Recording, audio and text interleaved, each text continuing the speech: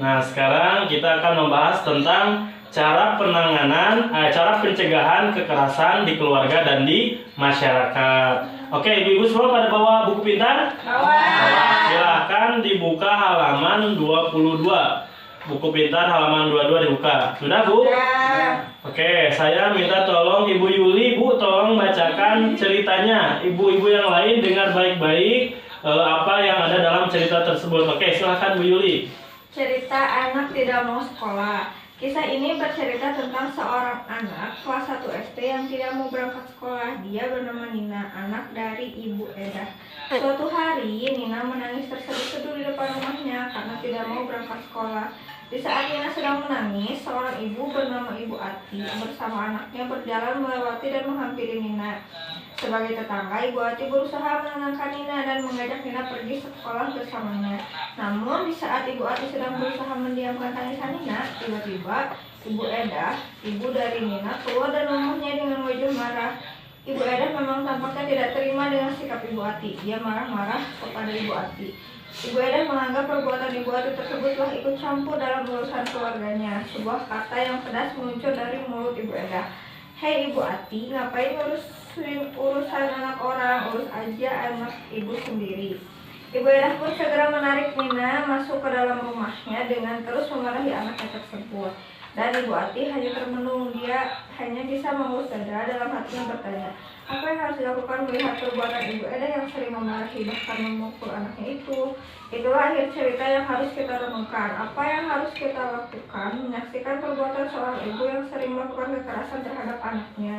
Oke, itu dia tadi ceritanya. Terima kasih Bu Yuli telah membantu saya membacakan. Jadi ceritanya ibu-ibu ya, di suatu kampung nih ada anak kecil, masih balita Bu, masih balita ya, baru kelas 1 SD. Lalu tidak mau sekolah, tapi orang tuanya, khususnya ibunya malah memarahi. Bukan malah membujuk, bukan malah mengajak anaknya ke sekolah, tapi malah dimarahi, bahkan sampai dipukul. Nah, dari cerita tersebut tadi, ibu-ibu semua, ini saya mau nanya, apakah cerita tersebut juga ada terjadi di lingkungan kita, ibu-ibu? Ada nggak, Bu? Ada. Ada ya, pasti ada. Di setiap lingkungan itu pasti ada cerita yang seperti itu. Anak yang tidak mau sekolah, yang orang tuanya marah-marah, gitu pasti ada. Bagaimana Ibu kalau di kampung sini ceritanya? Sama kejadiannya. Sama Bu ya, kayak gitu ya. Beda. Anak nggak mau sekolah terus dimarahi orang-orang tuanya. Lalu Ibu suka bantu membujuk nggak? Ya suka, tapi itu kemarin Bu Edahnya. Oke ya, pasti sama. Setiap banyak di lingkungan kita terjadi anak yang tidak mau sekolah, lantas dimarahi orang tua, bahkan bukan hanya dimarahi tapi juga suka dipukul Bu ya. Ya. Diciwit, dipukul, dijemel Bu ya.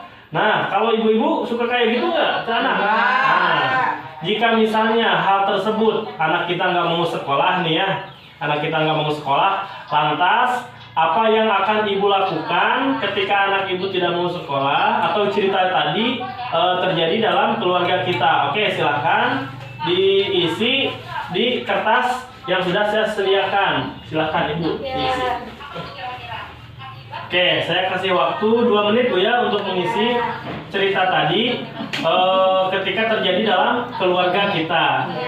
Oke, sudah Ibu? Oke, terima kasih. Sini kertasnya dikumpulkan kembali. Terima kasih. Saya akan bacakan ini dari Ibu Mimin Bu ya. Nah, kalau semisalnya cerita tadi terjadi dalam keluarga Ibu Mimin tidak langsung memarahi, betul. Jadi jangan langsung memarahi anak kita, tapi setidaknya ada tanyakan dulu lah alasannya, betul ya Ibu Mimin. Jadi Ibu Mimin menanyakan dulu alasannya, kenapa Neng teh, Ujang teh nggak mau sekolah? Apakah mau diantar sama ibu, sama bapak? Apakah kenapa? Apakah takutnya kan bajunya kusut, sepatunya bolong, gitu kan ditanyakan kan lebih baik. Ya terima kasih Ibu Mimin. Oke, ini yang selanjutnya ini dari Ibu Yati ya, Ibu Yati katanya membujuk anak terlebih dahulu, tidak langsung memarahi dengan membentak dan memukul, betul. Karena ketika anak kita dibentak, terus apalagi dengan main pukul itu akan mengganggu masa depannya, mentalnya Bu ya. Apalagi dengan kekerasan fisik itu akan menimbulkan bekas. kekerasan secara dibentak, itu akan nanti dalam hatinya menjadi pendendam. Betul Ibu ya? Nah, jangan sampai di keluarga kita terjadi hal-hal yang demikian. Oke Ibu-ibu, kita lanjutkan.